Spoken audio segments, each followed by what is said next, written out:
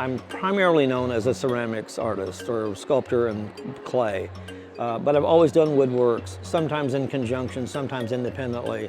Clay and wood are my dominant materials. Sculptor Danville Chadbourne's affinity for natural materials is showcased to superb effect in the exhibit Danville Chadbourne New Works in Wood. For whatever weird reason, the last few years I've just been in the mood to work in wood.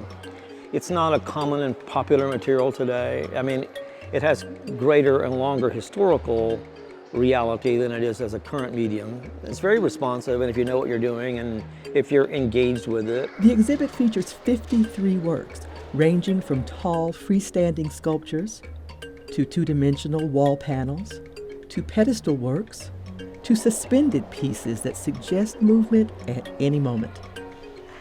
Chadbourne uses found objects to create his work. I mean, wood is like a great free material.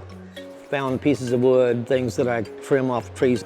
I don't go to the lumber yard and buy weird twisted sticks. I mean, the storm blows a China berry down in the front yard, I collect it and that becomes new materials for me to use. And what Chadbourne creates with that material engages the eye and the imagination. I make a lot of objects that have suggestive possibilities, especially these big organic forms that look like animal-like, plant-like, human-like, figure-like. You know, there's all these suggestive things that are in them, but there's no direct correlation. There are things that are about possibilities. So I've always been interested in the idea of making objects that suggest something, but don't tell you a specific story, that leave the door open for you to interpret. What is tangible is Chadbourne's mastery of his chosen medium and his respect for it. And what you're seeing is the kind of remnants of the living organisms that were here. Those gestures and the way the wood grows, the patterns, the grain, all that sort of stuff, it's all part of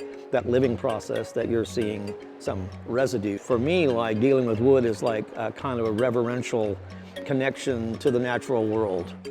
Wood is like living stuff.